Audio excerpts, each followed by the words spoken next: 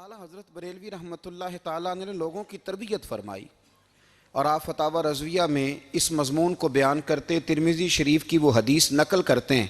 آپ فرماتے ہیں مسلمانوں اس حدیث کو یاد کر لو، اگر تم اسے یاد کرو گے تو مضبوط ہو جاؤ گے۔ حدیث کیا ہے؟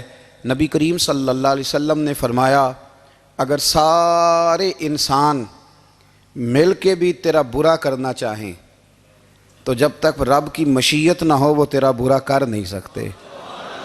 اور حضور صلی اللہ علیہ وسلم نے فرمایا اگر سارے انسان مل کے تیرا بھلا کرنا چاہیں تو جب تک رب کی رضا نہ ہو تیرا بھلا ہو نہیں سکتا۔ تو اعلیٰ حضرت فرماتے ہیں اس چیز کو ذہن میں بٹھاؤ، مسلمانوں اپنا رجوع اپنے رب رسول کی طرف مضبوط کرو۔ یہ کیا بات ہو گئی کہ میں اس سے بھی ڈر رہا ہوں، میں اس سے بھی ڈر رہا ہوں، وہ بھی میرے پیچھے لگ گیا۔ فاضل بریلوی رحمۃ اللہ علیہ ان چیزوں سے منع فرماتے تھے۔ وہ کہتے تھے یہ توہمات ہیں، اوہام پرستی ہے، ہمیں ان چیزوں سے ہمیشہ بچنا ہے، اپنی آنے والی نسلوں کو بچانا ہے۔ فرمایا کرتے تھے رب کی رضا پہ جو راضی رہتا ہے اللہ اسے سکون والی زندگی عطا فرماتا ہے۔ ہمارے ہاں لوگ پوچھتے ہیں طبیعت کیسی ہے، لیکن یو پی میں، سی پی میں، لکھنؤ میں پوچھا جاتا ہے کہ کیا شکایت ہے آپ کو؟ کہتے ہیں یہ سر درد کی شکایت ہے۔ یہ اردو کا ایک محاورہ ہے۔ جناب کیا شکایت ہے؟ کہتے ہیں جی مجھے کمر درد کی شکایت ہے۔ پھر پوچھنے والے پوچھتے ہیں کہ جناب اس شکایت کا کیا بنا؟ تو صدر الشریعہ مولانا امجد علی صاحب اعظمی رحمۃ اللہ علیہ فرماتے ہیں اعلیٰ حضرت کو بخار تھا تو میں حاضر ہوا، تو میں نے کہا حضور شکایت کا کیا بنا؟ کہنے لگے مولانا پڑھے لکھے ہو کے تو ایسی باتیں نہ کرو، شکایت کس سے کرنی ہے؟ رب نے جس حال میں رکھا ہے بڑا ہی اچھا رکھا ہوا ہے۔ شکایت کا کیا معنی ہوا؟ اللہ نے جہاں سمجھا مناسب اس نے ہمیں رکھا ہے، شکایت کیا ہوتی ہے؟ مجھے کسی سے شکایت نہیں۔ فرمایا کرتے تھے الحمدللہ مجھے سر درد بھی ہوتا ہے اور بخار بھی ہوتا ہے اور میں بڑا خوش ہوں، یہ وہ والی بیماریاں ہیں، یہ وہ امراض ہیں جو نبیوں کے قدم بھی چومنے آیا کرتے تھے۔ میں خوش بخت ہوں کہ وہ امراض جو انبیاء کے پاس آتے تھے، سر درد اور بخار، وہ مجھے لگتے ہیں۔ اپنی زندگی کو رضا والی زندگی بنایا۔ یقین بڑا کامل تھا میرے اعلیٰ حضرت کا۔ امام غزالی نے حدیث لکھی ہے، نبی کریم صلی اللہ علیہ وسلم نے فرمایا ہے یقین اس طرح سیکھا کرو جس طرح تم قرآن سیکھتے ہو۔ آج میرے دور کا سب سے بڑا مسئلہ یقین کی کمزوری ہے۔ مسلمان کچی پکی سوچیں سوچتا ہے، کمزور کمزور جملے بولتا ہے، اس کو دنیا داروں کے وعدوں پر اعتماد جلدی ہوتا ہے، لیکن معاذ اللہ اللہ رسول کے وعدوں کے بارے میں یہ کئی دفعہ شکوک کا شکار ہوتا ہے۔ اسے سمجھنا چاہیے۔ فاضل بریلوی ایک پختہ یقین والی شخصیت تھے، پختہ یقین والی۔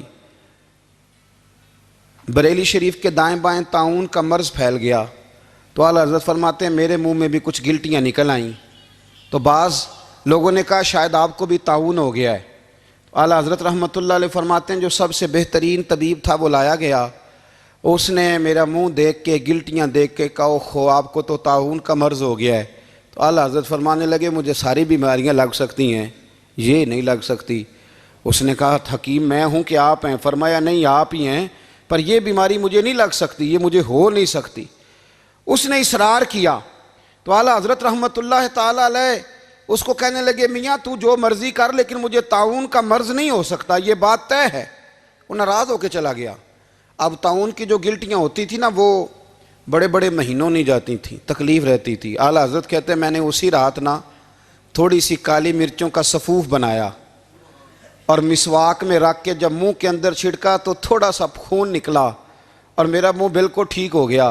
سویرے میں نے کہا بلاؤ نا اپنے حکیم کو جو کہتا تھا طاعون ہو گیا ہے۔ تو لوگ کہنے لگے حضور آپ کو ویسے کیسے پتا تھا طاعون نہیں ہے؟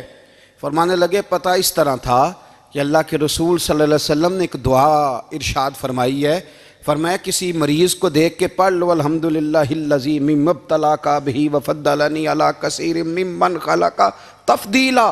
حضور نے فرمایا کسی بیمار کو دیکھ کے، مصیبت والے کو دیکھ کے یہ دعا پڑھو، تم اس مصیبت میں شکار نہیں ہوں گے۔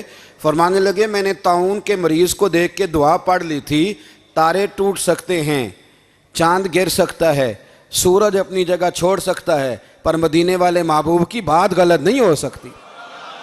یہ میرا یقین کامل ہے، ساڑھے نبی دی زبان ساڑھے واسطے قرآن، یہ بات غلط ہو سکتی؟ مضبوط یقین فاضل بریلوی کا۔ مضبوط نظریات. اعلیٰ حضرت رحمۃ اللہ تعالیٰ علیہ سے کسی نے کہا آپ کس طرح کے مومن ہیں, کس طرح کے مومن ہیں؟ تو اعلیٰ حضرت فرمانے لگے میرا دل چیرو, اس کو کھولو, ایک طرف لا الہ الا اللہ لکھا ہوگا, دوسری جانب محمد الرسول اللہ لکھا ہوگا, کھول کے دیکھ لو. ایک تو یقین کی. پھر دوسری بات, خشک لوگوں کو زندگی گزارنے کا مزہ کوئی نہیں آتا. زندگی گزارنے کا مزہ اسے ہی آتا ہے جسے کسی سے پیار ہو جاتا ہے. باقی نہ دیکھیں نا, ایک بندہ جبرن ایک شخص بچے پالتا ہے, وہ کہتا ہے یہ میرے لیے کیا مصیبت ہے 5 بچے, اور ایک شخص کو بچوں سے پیار ہو جاتا ہے. وہ جوان بھی ہے, خوبصورت بھی ہے, پر عید پہ کپڑے نہیں خریدتا. بیوی سے کہتا ہے میں پرانی پہن لوں گا پر بچوں کو نہیں لے دے. اور بھائی تیری خواہشیں مر گئی ہیں, تیری خوبصورتیوں کی طرف جانے کی آرزویں ختم ہو گئی. تو کہنے لگا سارا کچھ ہے پر بچوں سے پیار جو ہو گیا ہے. اعلیٰ حضرت رحمۃ اللہ علیہ بہت بڑے فلسفی تھے, منطقی تھے, بہت بڑے سائنسدان تھے. یہاں بڑا سنجیدہ اجتماع ہے, میں بڑی خاص بات کرنے لگا ہوں. سارے سائنسدان کہتے ہیں زمین گھومتی ہے. اعلیٰ حضرت نے اتنی موٹی کتاب لکھی ہے زمین ساکن ہے. فرماتے تھے ہم جیسے مرضی سائنسدان کہیں کہ آپ نے دلائل دی ہیں. آپ فرماتے ہیں جب نبی کریم علیہ السلام کی حدیث مسلم شریف میں موجود ہے کہ جب اللہ نے زمین کو پیدا کیا زمین کانپنے لگی تو اللہ نے پہاڑوں کو میخیں بنا کے قلعے بنا کے اندر لگا دیا تو زمین ٹھہر گئی. فرمانے لگے جب مصطفیٰ کریم نے کہہ دیا ٹھہر گئی ہے تو سارے سائنسدان بھی کہیں تو ہم ماننے کو تیار نہیں کہ گھومتی ہے. انہوں نے دلائل دیے. وہ ہمیں نہ روز کہہ دیتا ہے ڈاکٹر آپ کی طبیعت خراب ہے, کھانسی ہے, گھر میں کسی اور کو تو نہیں؟ ہاں جی ہے جی. وہ کہتا اسی کی وجہ سے ہو گئی ہے. او خدا کے بندے, نبی کریم علیہ السلام نے فرمایا بیماری متعدی نہیں ہوتی, ایک سے دوسرے کو نہیں لگتی. اور بڑے سادے انداز میں مسلم کی حدیث ہے, ایک صحابی نے کہا یا رسول اللہ میرے اونٹ کو اس اونٹ سے خارش پڑ گئی ہے. تو اللہ کے رسول فرمانے لگے تیرے اونٹ کو تو اس سے پڑی ہے تو اس کو کہاں سے پڑی تھی؟ کہنے لگا جی وہ تو قدرتی معاملہ ہے. تو حضور فرمانے لگے یہ بھی قدرتی معاملہ ہے. اب ہمیں جو مرضی, اعلیٰ حضرت کے زمانے میں لوگوں نے کہا کشش ثقل ہے, زمین اپنی طرف چیزوں کو کھینچتی ہے. دلیل کیا ہے؟ وہ کہنے لگے جی سیب گرتا ہے تو زمین پہ, آم گرتا ہے درخت سے تو زمین پہ, امرود گرتا ہے تو, انار گرتا ہے تو زمین میں کشش ہے, کھینچ لیتی ہے. اعلیٰ حضرت فرمانے لگے شاباش, سائنسدان جو کہیں گے ہم مانیں گے. فرمانے لگے زمین نے آدھا کلو کا سیب کھینچ لیا ہے, 1.5 پاؤ کا انار کھینچ لیا ہے, پر ہم نے غبارے میں 1.5 چھٹانگ ہوا بھر دیا, وہ تو زمین سے کھینچا نہیں گیا. یہ کس قسم کی کش سے ثقل ہے؟ یہ ابھی 2 سال پہلے ڈاکٹر عبدالقدیر خان کا مضمون چھپا تھا روزنامہ جنگ میں. وہ کہتا ہے مجھے وہ مولوی چاہیے تھا جس کے پاس قرآن حدیث بھی ہو اور سائنس کے علوم بھی ہوں.